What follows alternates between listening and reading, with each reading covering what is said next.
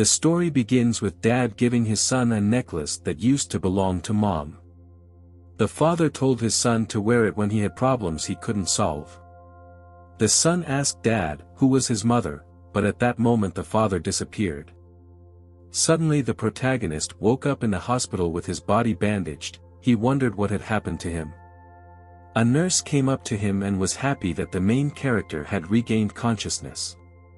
But when he saw her he was very surprised, as she was incredibly beautiful. She told him that he had saved a little girl and he had almost been hit by a car. The main character remembered this, but he did not know if that child was okay. Suddenly that little girl's mother came up to him. She thanked him and told him that her daughter. She asked him how he was feeling. The main character said he was feeling much better, but maybe because of the accident, he started seeing some visions. The baby's mother said he would give him enough money to compensate, and asked him not to make excuses or blackmail her.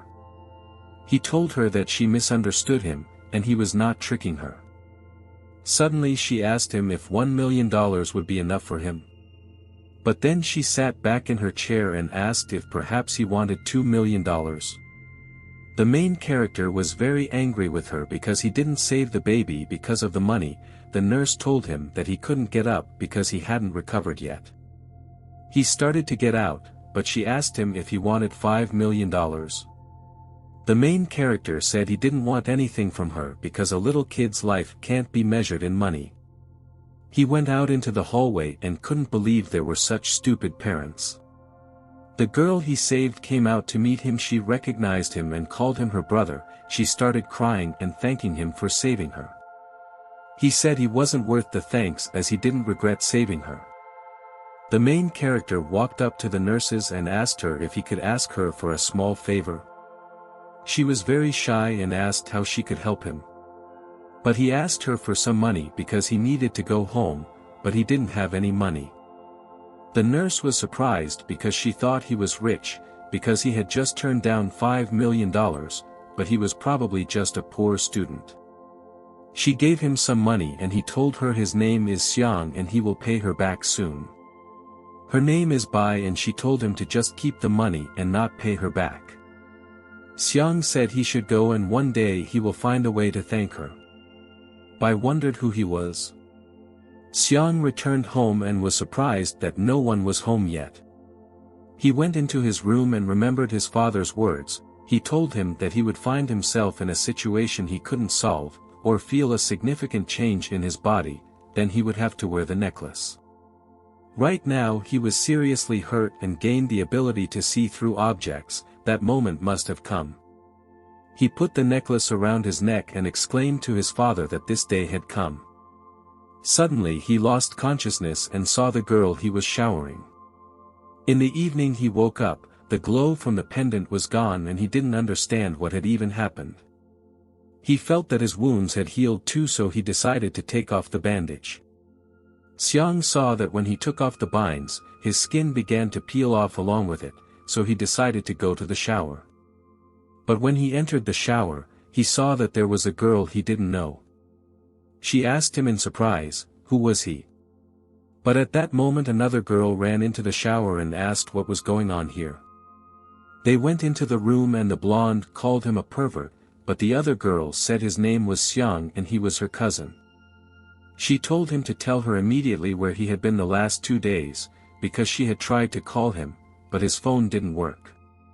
Xiang was surprised, because he didn't know that he had been in the hospital for 2 whole days. She told him that after a 2-day absence she found him peeping on her girlfriend. Xiang said he wasn't guilty of it, besides, she was covered with a towel, so he couldn't see anything anyway. The girlfriend was indeed wearing a towel. She wondered, if he wasn't peeping on her, then who was he? Suddenly they met again and he said surprisingly, "Teddy bear." She got mad at him and told her friend that her cousin was very strange. The next day, Xiang went out to the sports field to recover from his injuries. He noticed that after wearing the necklace, his body became lighter and his strength and speed also increased. Suddenly an old man came up to him and told him that he was in good shape. he asked Xiang if he had served before. Xiang said that he hasn't served in the army yet as he is only 19 years old. At this point the old man suggested that he should spar. But Xiang refused as it was a bad idea to fight against the old man. Suddenly the old man kicked a big concrete at him and asked what he thought now. Xiang assumed it was a martial arts master and he couldn't pass up such an opportunity. He bowed to him and asked the old man to enlighten him. The old man agreed, and at that moment they started fighting. The old man grabbed his arm and wanted to use a special technique, but because Xiang's body was lighter he was able to bounce off him. The old man praised him as Xiang had great movements and a strong body, but he said it was his turn. He started to attack him, but for some reason Xiang could see the trajectory of all his attacks. Xiang dodged and even thought he could beat him. Suddenly he attacked the old man and he wondered, could he really see the weak points of his technique? It was obvious to him that Xiang had never learned martial arts, but he was attacking all the weak points. After a few minutes the old man asked him to stop. He said his name was Kim and asked what was his name. Xiang called the old man Mr. and told him his name.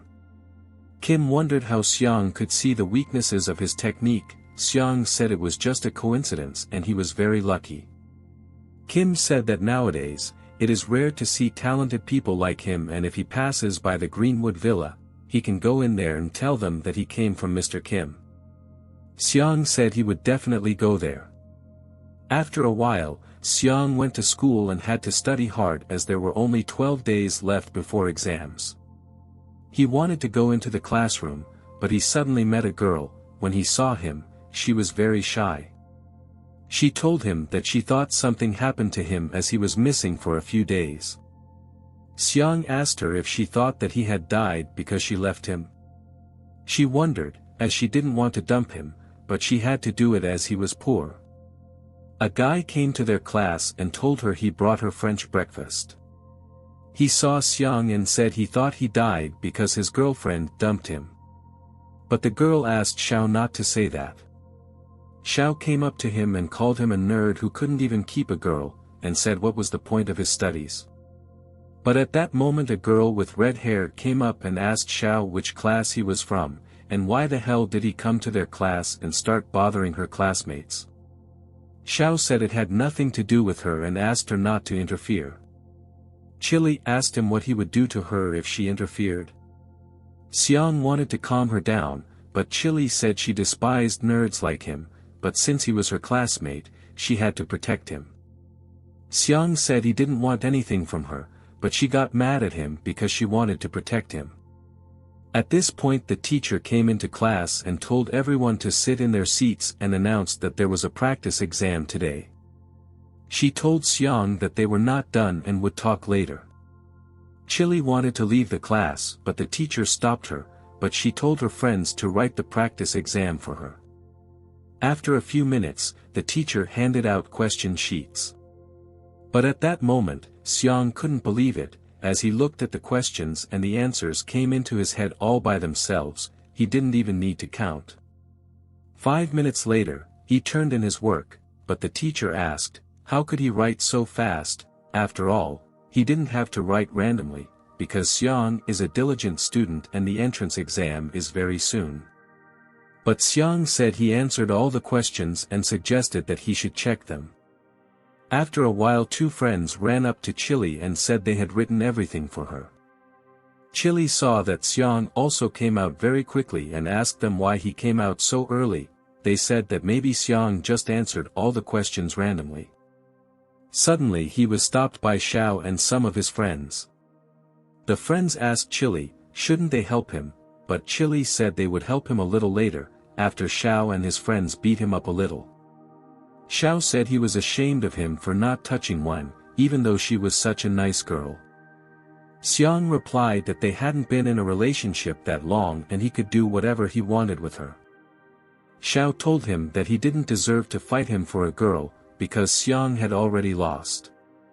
But Xiao couldn't just let it go, so he wanted to beat him up so that Xiang would forget Wen completely. But suddenly Xiang started to repeat the techniques and moves he had seen from Master Kim, then Xiang hit him right in the face. Friends and Chili stood in shock and could not believe it. Friends got really mad at him since no one had dared to hit Xiao before. They started to attack him, but Xiang easily handled them. Students were surprised and asked who is that fighting there. One of the students recognized him and said that it was Xiang and he was considered the best student in his class, but the student didn't understand who he was that he dared to beat Xiao. A friend asked Chili, had Xiang always been so good at fighting? But Chili didn't listen to them, as he had always dreamed of being a heroine, and if she could learn a few tricks from him, but her dream might come true. Xiang warned him that he was not someone they could hurt, and told him not to get in his face again or he would beat them again. He wanted to leave, but at that moment Chili ran up to him and asked him to teach her martial arts. But he pushed her away and said he didn't know martial arts. But she didn't believe him, since he had just beaten 4 guys without any problem, so he definitely knows martial arts. At that time people came to Mr. Kim and reported to him what he asked. They found out his name is Xiang and he is 19 years old, his mother disappeared after giving birth and his father died when he was 14, now he goes to Jianghai High School with excellent grades. Also a few days ago he saved the life of his daughter Ryu, who is a businesswoman from the Jin family, one of the 4 main families of Jianghai. Xiang left the hospital without taking compensation. He now lives in the home of his cousin, who works in different places to earn money. Kim asked if they were able to learn anything about his father and mother. He was told that all information about his parents is classified, his father is A classified and his mother is S classified, and they don't have enough authority to find out. Kim asked what about quicksand. He was told that apparently they noticed him too, but it doesn't look like they want to kill him, more likely they want to take something of Xiang's belongings. Lately, Jianghai has been turbulent, so Kim needed to leave the city. He told his men to stay here, protect Xiang, and to kill anyone who tries to hurt him. But Xiang is very sensitive and able to spot them if they start following him. Kim told them to protect him from a distance and report all the actions of quicksand to him, as no one else would dare make a disturbance in his territory except them. At this time, a scout came to the quicksand killer organization and asked Lord Bat when they would strike. He replied that it was too early and told them to keep watching him. After they find out the location of the secret scroll, they will attack him. The Lord said if anyone attacks him, they should be killed. Xiang was walking down the shopping street and Chili kept asking him when he would teach her martial arts. He said he was not a master, and only knew a few techniques that he would pass on to his wife and children in the future. In that case, she suggested that he should marry her, because that way she could get the martial arts. Xiang said he would not marry someone who had no face or breasts. She asked him to be less demanding and enjoy what he had. Suddenly she grabbed him and said that there were lottery tickets for sale and offered to try. He said, what is the point of her buying lottery tickets, because her family is already very rich. Chili said that it is a test of her luck and money is not the most important thing. She went to the kiosk and wanted to buy some instant tickets. But one of the customers laughed at her because young children know nothing about lotteries. Chili got angry at him and said, who is he that he is talking to her in that tone? But Xiang stopped them and said that he wanted to play the lottery too. The visitor won $50 and said that's how money is made. Xiang pulled the lottery and won $800 thanks to his skills. He asked the salesman to give him $700 and for the remaining $100 he gave him more lottery tickets. But Chili wanted to stop him, because you could not be a gambling man. The visitor laughed at them again, because he had seen many times when people won money they almost immediately lost the whole amount. But after a few minutes, Xiang pulled out many winning tickets with large amounts of money. Chili told him that he should teach her that, since he bought some lottery tickets and was able to win over $5,000. He asked, because recently she asked him to teach her martial arts, and now she is asking him to teach her to look for winning lottery tickets. Xiang called his cousin and told her that his phone broke a few days ago, so he bought himself a new phone. A few minutes later she asked him one request. He called a cab and told Chili not to follow him because he had important things to do. Xiang arrived at Antique Street. He couldn't believe it when cousin asked him to pretend to be her birthday party boyfriend. It was his mistake that he completely forgot about her birthday party, so he couldn't refuse her. He had to choose a good gift for her. Suddenly, Master Su came to the market. He is an expert in antique appraisal. Xiang realized that there are worthwhile items, but if not for his supervision, he would not understand anything. Xiang could tell fake from original. Unexpectedly he jumped in time to buy one precious item. The bodyguard wanted to twist him, but Su told them to stop. Xiang asked the seller, "How much is this jade?" The seller said that he saw the sincerity in his heart, so he was willing to sell for only $8,000. Xiang said that this is too expensive and a mere student does not have that kind of money. Master Su noticed that Xiang has a great eye and decided to help him this time. The seller saw Master Su looking at them and was afraid that he would approach him and expose him. Xiang said that he knew that it was a fake and offered him $2,000. But the seller said he couldn't sell it for less than $5,000. Xiang agreed, but asked him to add some useless stones. The seller was fine with this deal. Master Su praised him for it. Xiang was good at bargaining and knew how to choose the right words. But he felt sorry for him as he fell for the trick. Since this jade is only worth $200, but he bought it for $5,000. Xiang asked, "Really?" And at this point he threw the jade and it shattered on the ground. Su asked, "Did he really know it was fake too?" Xiang asked with a sneer, "Did you mean to say that I have an eye for it too?" He wanted to buy something else entirely, an ancient relic condensed after the death of a prominent monk. Xiang had only heard of such in the legends, he never thought he could get one.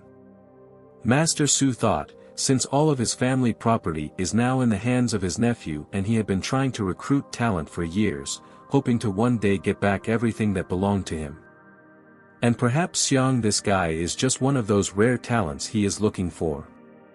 Su stopped him and asked if he wanted to have a little competition with him. Xiang asked, what kind of contest and in what? People called him ignorant because he did not even know Master Su's skills, but another said that if the master proposes to arrange a contest, it would naturally be in appraising antiques.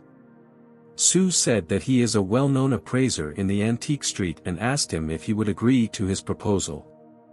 Xiang agreed and said he would give him his life if he lost, but if he won, Su should buy whatever Xiang chooses.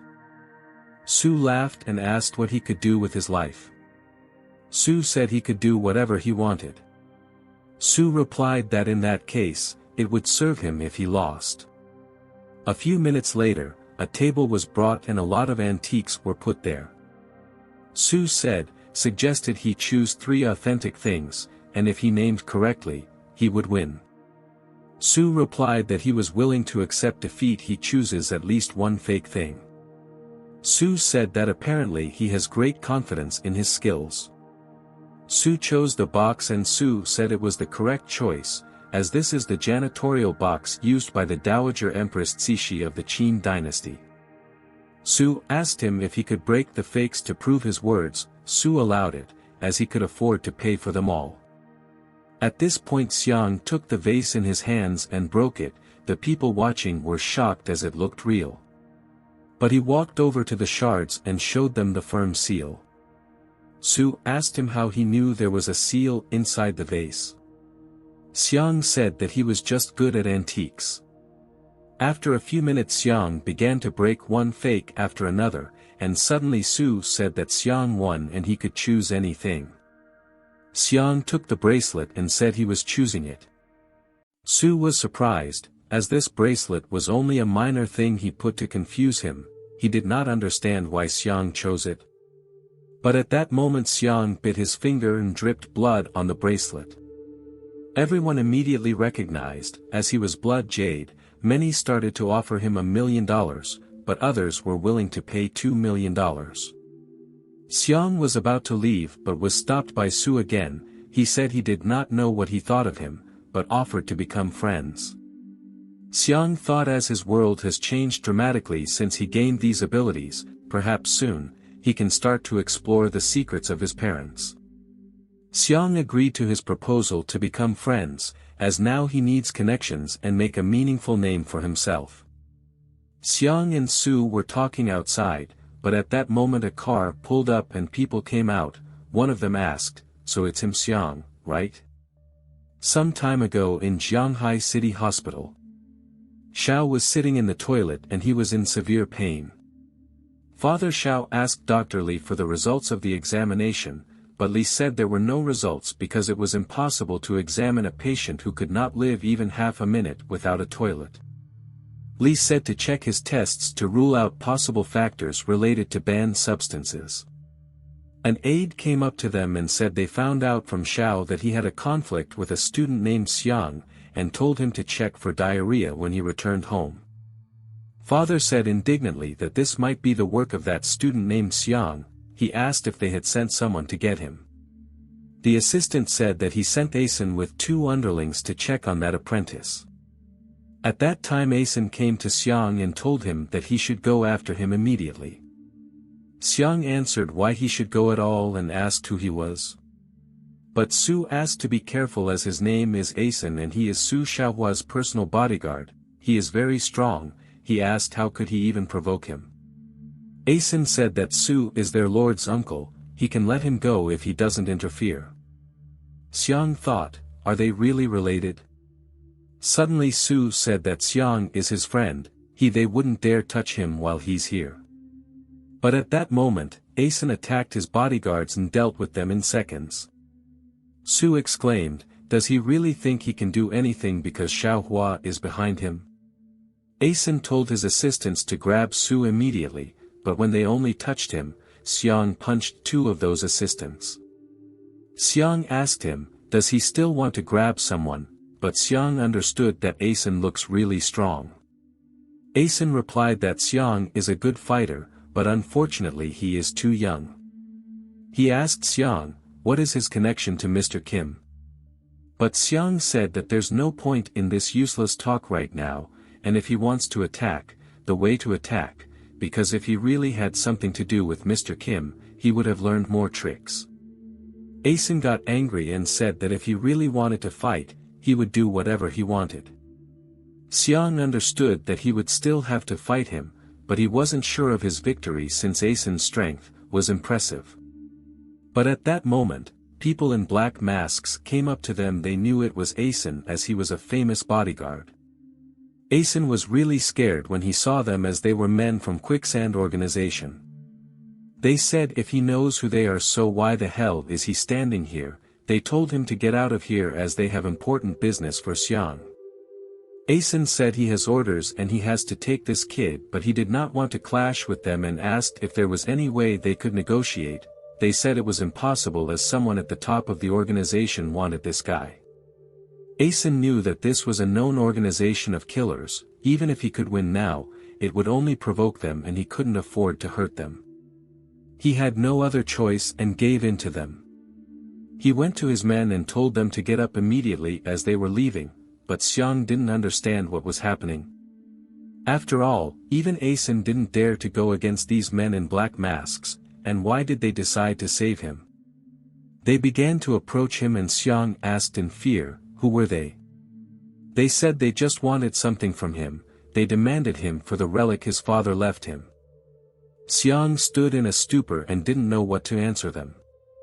They said the relic was some scroll belonging to his father. They gave him 1 week to find and bring the relic to them, otherwise they would be cruel to him. Xiang replied that he didn't remember his father leaving him any scroll, so where would he get it?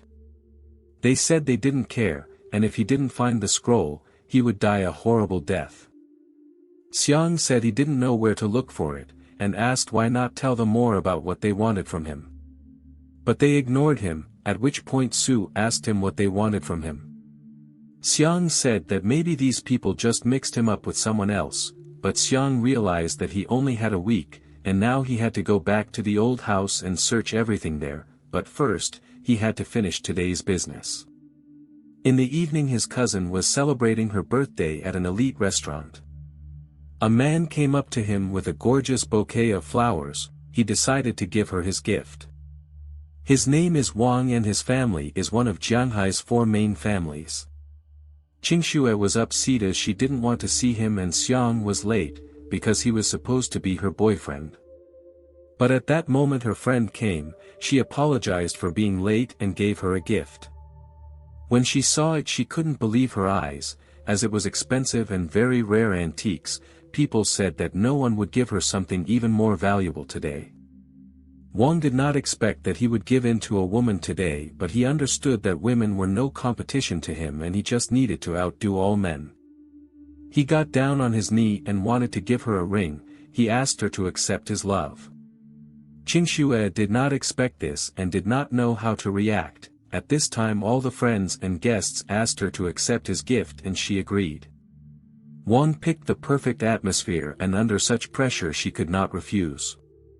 But at this moment Xiang came and apologized for being late. Qingxue took his hand and said it was her boyfriend. Wang didn't understand what kind of bum he was, as his clothes were wrinkled and his shoes dirty. That means he doesn't even have a car. He said that her boyfriend apparently came empty-handed and didn't even buy her a gift. Qingxue replied that she was happy just being around him. But Xiang wondered if she really thought that he would come to her without a gift. He pulled out the bracelet he won from Su. Qingxue couldn't believe it, as it is a blood jade bracelet and it is a priceless treasure. She asked him where he got it. Xiang said it wasn't some cheap thing you can buy in any store. Qingxue quietly asked him if he was doing something illegal and where did he get so much money to buy it. Xiang told her that it wasn't all his gift and asked to go with him further. They went to the door, but Qingxue thought it was just an ordinary hallway, but as soon as she opened the door, flower petals sprinkled on her. There were people in suits standing in the hall and they simultaneously wished her happy birthday. They went outside and the building had a declaration of love for her. She was incredibly happy, but if he was her real boyfriend. But at that moment she caught herself thinking that she couldn't think about it since Yang was her cousin. But Xiang knew that all this, the merits of Master Su.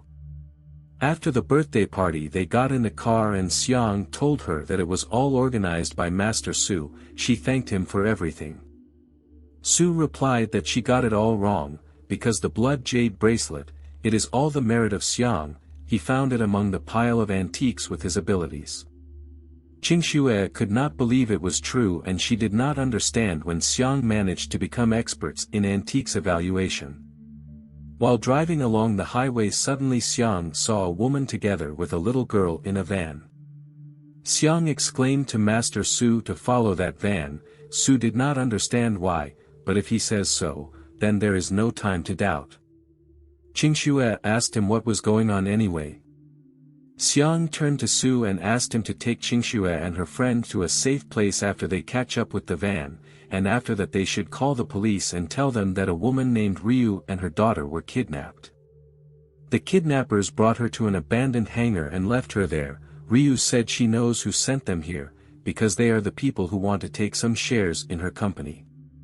The bandit said if she knows, then she should just shut up as they need to record a video of her and then they will leave. The bandits grabbed her daughter and started to take her away to another room. Ryu was very scared and cried. But at that moment Xiang came and advised them to stop as the police would be coming in a few minutes. They needed to finish this case as soon as possible, so 3 bandits attacked him at once. But Xiang had no problem dealing with them. The bandits were very angry as Xiang interrupted them halfway through. And since the mission was a failure, he needed to finish the job. He pulled out his gun and shot Ryu. But at the last moment Xiang protected her and the bullet hit him directly.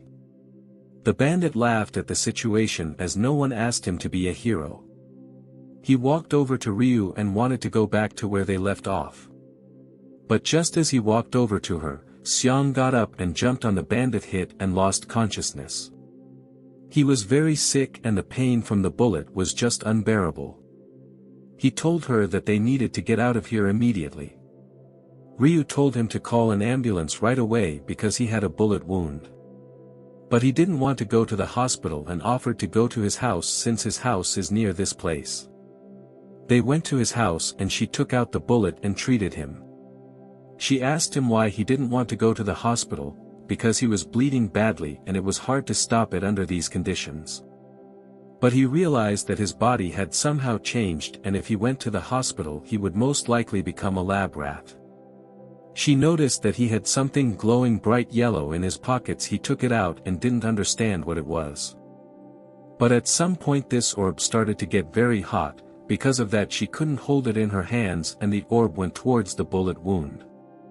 She opened the bandage and couldn't believe her eyes as the wound disappeared. Her daughter came out of the room and asked what her older brother's condition was. Ryu replied that Xiang was fine and just needed some rest. After a while Xiang woke up and felt a powerful aura inside him. He saw that Ryu was sleeping beside him. He looked at the wound but there was nothing there but that yellow sphere. Xiang assumed that this feeling was because of that. It was hard for him to realize as many things had happened to him lately that had completely changed his normal life. First, there was the mysterious pendant, then a martial arts master and then a master in antique appraisal. And for some reason the Assassins organization is after him. At this point, people from the organization came to him. They said that a week had not yet passed, but he had not even started looking. They gave him one last chance and now he must find the scroll today or he will die. Xiang said he did not know any scroll, so how should he look for it? They said, has he decided to go against the Quicksand organization? Xiang didn't know what to do, for he had special eyes that could see their movements, but he still didn't know what they could do. He thought, will he die today? At that moment they started attacking him. The attacks were very fast and he had a hard time concentrating. But he managed to stop the attack, after which he threw one of them back.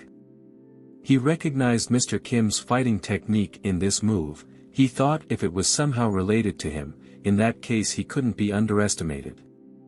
And letting him hide in the villa in the Green Forest would become problematic. Unexpectedly Ryu came out and threw a pot at him, but he easily dodged it. She told the people from the organization to get out immediately. Ryu didn't know what those people were and Xiang told her to go home. But she couldn't let him die as he saved her and her daughter's life. Xiang laughed as he really hated her in the beginning. And didn't expect her to be willing to show such bravery, because in that case, he definitely can't back down. The organization people didn't understand what the fuck was going on and why they were flirting right in front of them. Suddenly a man in a white suit came in for everyone. People from the organization recognized him. His name is Zhan Yuanhong. He is the #1 sword master in the world. He killed 2 people from the organization with one swipe of his blade, and told the third to take their bodies and get out of here. Zhan walked up to the main character and asked, "Is that him, Xiang?" Xiang said yes. He stood in a stupor as he was so fast that even he with his powers couldn't see his movements. Zhan said that he looked like his father and his courage was also felt in him. Xiang was surprised and asked, did he really know his father? But at that moment Zhan told him to break the necklace that hangs on his chest. But Xiang asked, why do that? After all, it is a relic that was left to him by his mother. Zhan said that he had nothing to worry about because this pendant was made by his father and the real relic is inside. He had no other choice and had to break it, but suddenly there was a scroll inside the pendant. Xiang understood what scroll the Quicksand people were talking about. Zhan told him that his father wanted to protect him from all this, which is why he created the pendant and said it was a relic left to him from his mother. Xiang asked him, what kind of person was his father? Zhan replied that his father wanted him to live an ordinary life, peaceful and quiet, so all he could tell him was that his father was a great man. Xiang said that after all that had happened, he could no longer live a quiet life.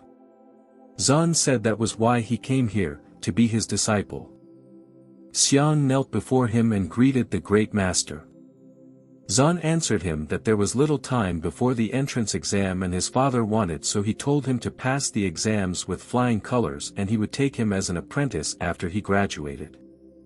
After that Zhan disappeared and Ryu asked him how he was feeling, but he ignored her, because now he could get stronger and his eyes would help him do so.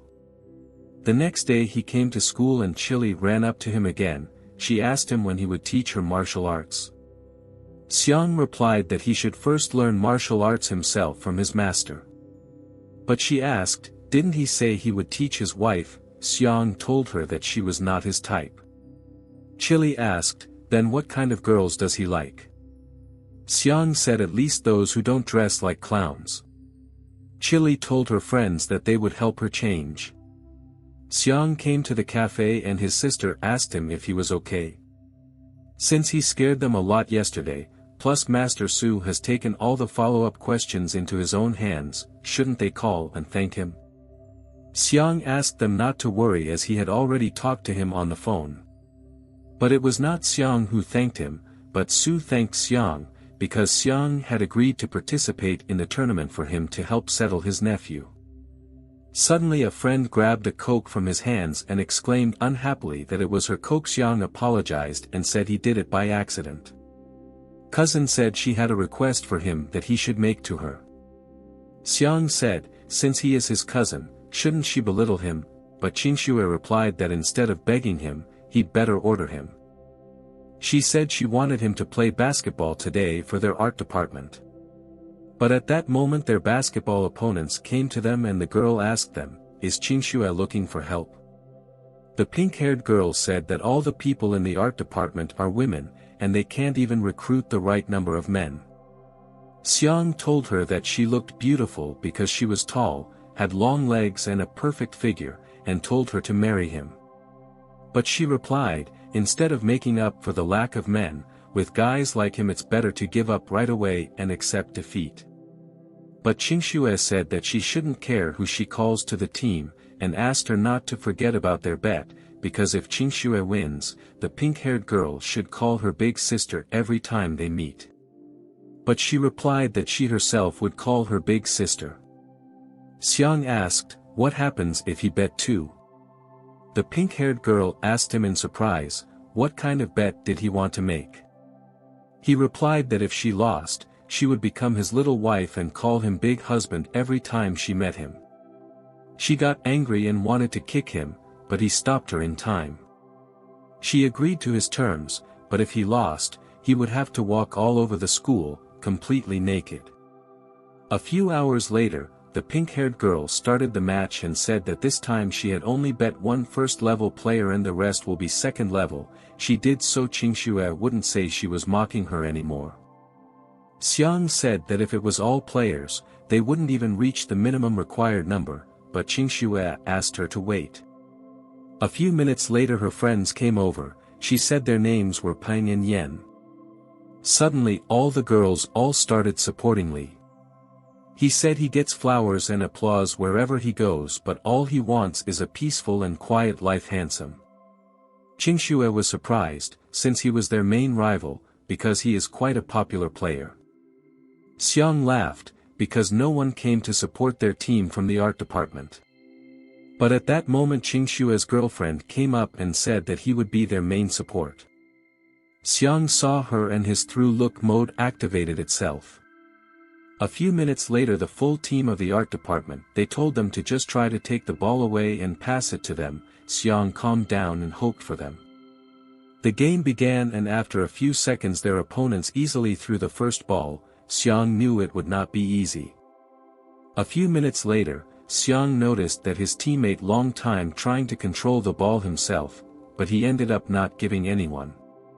10 minutes later the first game time ended and they're calm and lost by a score of 400. At halftime, two of the teammates said he was two professionals and how could they manage three amateurs. One replied that they had already explained the situation to the player, so why are they now blaming them for the loss? It's not that they didn't help, it's that they never gave the ball and only played the two of them.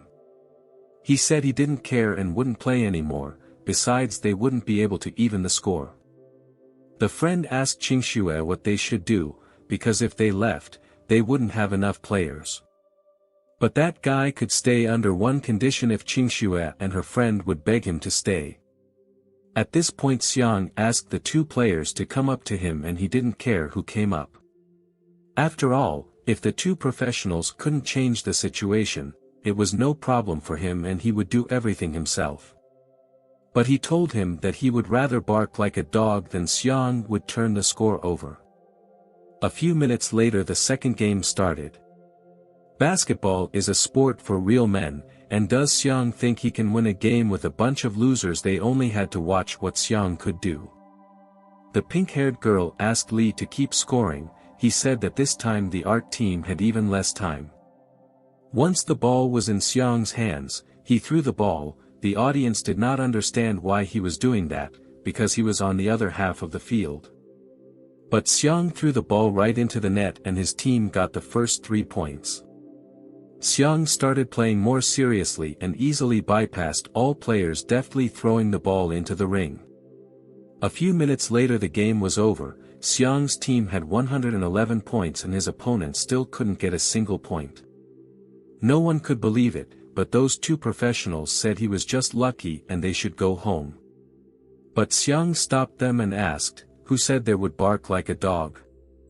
He told him it was just luck and suggested we have a rematch, and if Xiang won, the pro would bark like.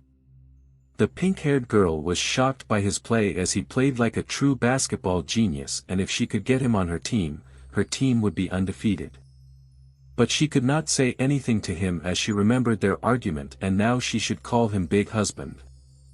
Xiang himself came up to her and asked, "What about their argument?" Qingxue said, "The pink-haired girl never keeps her punishments."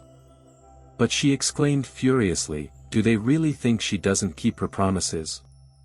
She called him a big husband and immediately ran away. After a while Xiang came to his master. Zhan said that his father had never mentioned anything about martial arts because he did not want his son to follow in his footsteps, but since his son had already taken this path himself, now he must fulfill the promise that he made to his father. Zhan said that from today he would teach him cloud steps and sharp fingers.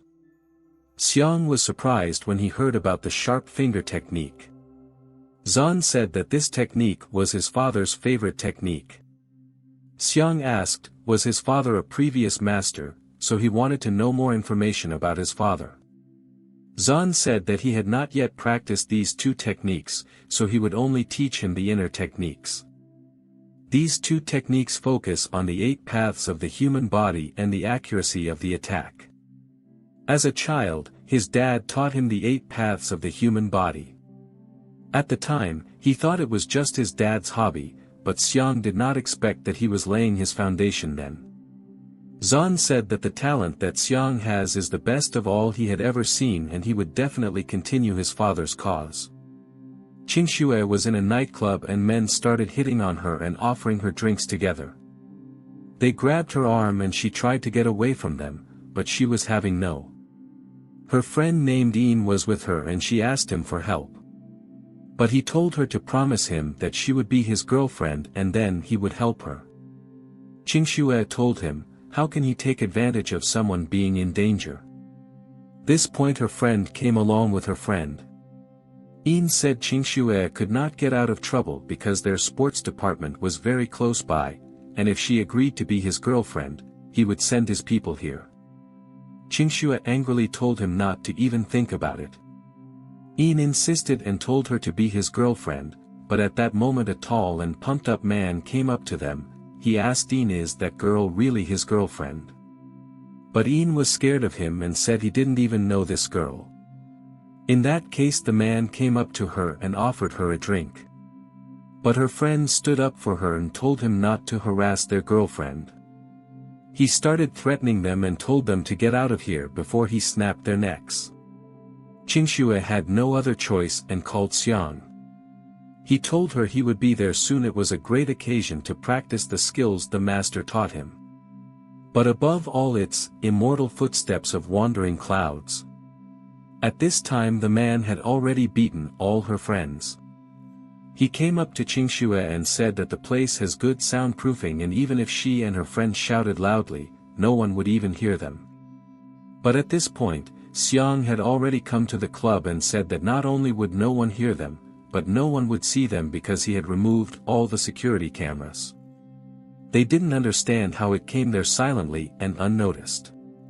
But Xiang had only one thing in mind, that was to test the skill of sharp fingers. The man told all his friends to attack him and beat him to death, but Xiang at the same moment attacked them with incredible speed, and in an instant all the bandits were lying unconscious. Qingxue and her friends stood in a stupor since they didn't expect Xiang to be able to fight so well. Xiang grabbed their ringleader and asked, "Wasn't he the one who said earlier that the room was well soundproofed?" Xiang kicked him and dragged him into that room. He told him that if he screamed with all his might, no one would even come to help. 5 minutes later Xiang came out of the room and the bandits were lying unconscious with multiple broken bones. But at that time the police arrived there as they found out that there was a bandit fight. Police twisted Xiang, but Qingxue tried to stop them as Xiang saved them. The police said that they just took him away so that Xiang could help them investigate. Xiang calmed her down and told her not to worry, as this accident should not be seen as a fall, but as self-defense, and nothing would happen to him. At this time the ambulance took the bandit away. He said he would not leave this case so easily and told her to contact a top lawyer, Mr. Liu.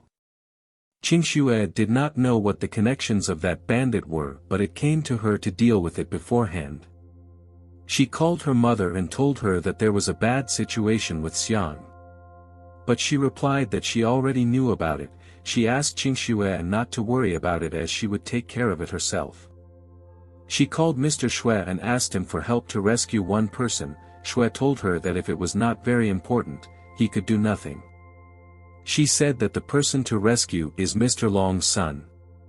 Hearing this, Xue was shocked and said that he would figure everything out and definitely help him. A few hours later Xiang came out of the police station, but he thought it was very strange as they said they wanted to sue him for assault and injury, but then, they let him go after one phone call. Suddenly, he got a call that he was a guy who suddenly got good at fighting. Did he meet Zan? Xiang replied, so it was his aunt and she helped him in this situation with the police. He said that Zan is now his master. She said she thought so. She made an appointment for him tomorrow as she wanted to talk to him. Xiang didn't understand what his aunt wanted to tell him. In the evening Xiang came to the cafe to just have dinner, but at that moment two girls came up to him and asked if they could sit next to him. Xiang said he would be honored to have dinner with two beautiful girls. But the other girl asked not to flirt with them, because he could just say yes. But her friend asked her not to be so rude, after all this guy is just kind. At this point Xiang called her sick. She got really mad at him and said she would put him in jail for harassment. Xiang replied that she is wrong, because he is not harassing her and just said that she is really sick. He asked her if she has been suffering from insomnia, dry mouth and bad moods lately, and if he's not wrong, she won't live to be 30. She was surprised and asked how she knew that. Xiang said that to be exact, she will only live to age 27. She said, "Isn't that next year?" But her friend asked her not to believe the nonsense he says. Bin got up and told her friend that they should go since she didn't want to eat anymore, but her friend asked Xiang if there was any medicine for this disease. Xiang said that Bin was so angry with him that if he told her about the cure, she would just jump on him and beat him up. But the friend asked him what the cure was. Suddenly Xiang said that Bin would be cured if she became his wife. But his girlfriend laughed at him and said she was going to change her mind. She gave him her number and asked him to call her later. At that moment she kissed him, but Xiang wasn't expecting that. The next day Xiang rushed to meet his aunt as he was running a little late. But as soon as he walked into his aunt's office he couldn't believe his eyes. Bin recognized him too. His aunt asked them if they already knew each other. Bin said that she already knew this scoundrel. Aunt asked him what did he do to this girl, but Xiang said he didn't do anything. Auntie said that anyway, Xiang is the fiancé she found for Bin. Xiang and Bin were horrified and couldn't believe it. Bin said, "Is Xiang really the tall and majestic one? Handsome and charming, but that's not what she asked." Auntie said she wasn't asking to marry him, she just wanted to help her father through this difficult time. Bin's family thanked her for her help and they left. Xiang asked her aunt what it all meant. Does she want him to pretend to be her fiancé? The aunt said yes, because this Mayor Lin is a good man, but he has no background and his daughter is pursued by Yuan Hao of Yuan family and she offers him to be a shield to help them. He asked her if she trusts him so much that she wants him to fight with such a powerful family. She said because tigers don't have children from dogs. Xiao said he didn't know anything about his parents, since she wouldn't tell him anything herself. His aunt said that in exchange for help, he would give him some information and told him that his mother was still alive. Hearing this, Xiao couldn't believe it.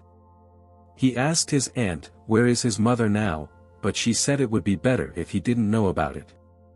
His aunt asked him to take care of her daughter Qingxue if she disappeared too.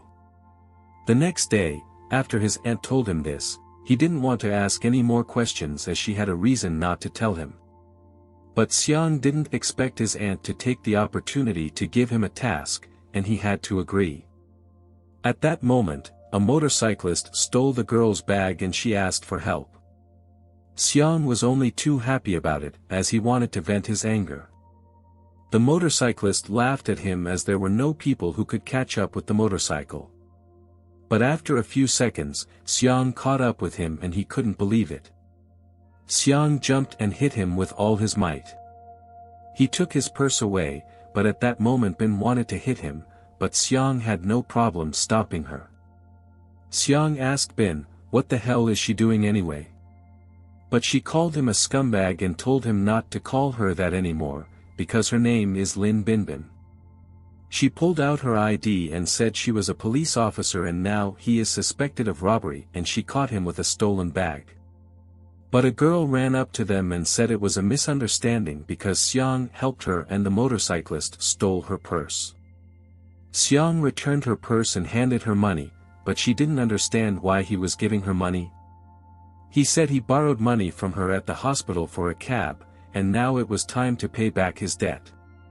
She remembered him as he turned down $5 million. Xiang was upset as she only remembered him because of that incident. Xiang said he didn't have much time and had to go, but at that point Bin told him to stay so she could take his statement. But he ignored her and ran away. Bin didn't understand how a man could run at such incredible speed. Bin returned to the office and apologized for being late. She said she ran into a case right outside and just took the thief to the police station. But she saw Xiang again. He angrily asked why she always meets him. Her aunt said that this time she would have to work with him and the assignment was to track down the hiding place of the level 3 murderer, and once they complete the assignment they could join the Special Operations Department. Bin wanted to ask a question but her aunt said that the right thing to do is not ask questions about people or things he has nothing. She gave him information about the person they should find before he finds out. And if he wants to learn Abu the must do as he is told.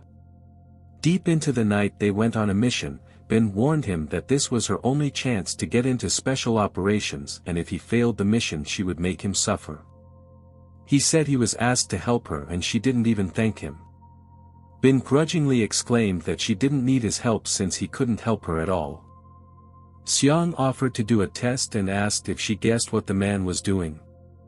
Bin saw the man's white collar and assumed he was from an office or a bank employee. Xiang said he assumed it was just a security guard, but she said security guards don't dress like that. But Xiang said he was a security guard, but didn't say that he was at work now, because isn't she wearing regular clothes now? At this point, his partner came up to the man and asked why he was here in these clothes. He replied that he was working his shift and didn't have time to change. Bin didn't understand how he knew that. Xiang said his suit and boots were clean and well-groomed, which means he doesn't usually wear one, and whenever a car appears in the parking lot, he can't appreciate the width of the parking space. Xiang asked her if she thought he was worthy of helping her now. Bin said that in that case he could keep helping her find the target. They went into a nightclub and Bin didn't understand how they could find the target now. But suddenly he told her to dance with him. They started dancing and Xiang started looking for the target, but he asked her not to move so unnaturally. Bin didn't believe he could find someone in such a dark place. But Xiang understood that as long as he had those eyes, he could find the target, even if in the dark or cloaked. After a few minutes Xiang said that there was no target they were looking for in this room. But Bin replied that intelligence can't be wrong, in which case Xiang suggested that he wait a little longer. After a while he saw the target they were looking for. Xiang quietly told her this, but Bin said that the man didn't look like himself from the profile. Xiang replied that he had a face job, but Bin didn't understand how he could know about it. Suddenly he told her not to look back as the target was right behind her. Seconds later Xiang kissed her. She shyly asked him what he was doing. He asked her not to move as her behavior was too unnatural and surely the target would notice them. Their target really felt something wrong. Bin asked him what should they do next. She suggested they contact their superiors, because their mission is to find the target. Xiang said that every member of the Quicksand organization has a kill assignment, and if they don't intervene in time, someone will probably be killed while waiting for orders from above. She asked him if he wanted to make an immediate arrest. This point the target looked at them again, but Xiang kissed her again and said they should at least try. Bin said it was her first kiss. Suddenly the bartender handed him a package that had been left especially for him. He laughed and ordered 2 red bat cocktails for the 2 behind him. At this point Xiang realized that the target had noticed them after all. In that case, she decided to just arrest him, but Xiang told her not to do anything stupid. When she started to leave, Xiang saw that someone wanted to stop them and he was not mistaken. Out of the crowd of people came people in suits. But Xiang had no problem dealing with them. When Bin came outside she was very angry because they had missed him. Xiang told her that it was their quicksand man and it would be strange if she managed to catch up with the target. Bin was upset and had no idea what to do next. Xiang handed her glasses, asked her to put them on and not to worry. As soon as she put these glasses on she was standing in a stupor. Xiang said that her aunt gave him this night vision powder so they could take. Bin offered to continue the chase, but Xiang confusedly asked, how is she going to chase him? After all, she was discovered because she was unnatural, and now she wears such conspicuous glasses that it would be strange not to fall under suspicion again. Xiang approached the girl and offered her $500 and in return she should give him parkas and clothes. But she told him that she had real hair. Xiang asked her not to pretend as he is really a man and has visible. Xiang told him that he could get more than 100 yuan for his cheap clothes, so he would be better off if he sold the clothes to him or else he would call the police. He took off all the clothes and offered to buy a bra at a good discount. Xiang handed her the clothes and told her put it on, because only in this look would she be able to continue her surveillance, but Bin said it was too gross and she didn't want. Xiang said if she wanted to be in the team specifically for the operation, she should do it. After a few minutes she changed her clothes and said she was ready for anything. Bin said that she made a mockery of herself today and if the mission is failed, he will see what she will do to him. A few minutes later they arrived at the karaoke where their target went in. Xiang offered to go in there. Bin asked him, isn't she the only one who can see with night powder? How does he know that this is where the target came in? He said it was a professional gut feeling, he knew when he saw the direction she was looking. But really, Xiang couldn't tell her it could see it without those glasses. Xiang still couldn't see through the walls with his eyes, but through the door glass he could see much more than the average person. He went to the door and saw some girl bending over and saying that he had dropped a picture of his girlfriend. But Xiang saw that the picture was of Ryu, who he had saved from being killed, and her daughter. Xiang assumed that Ryu was the target of the murder.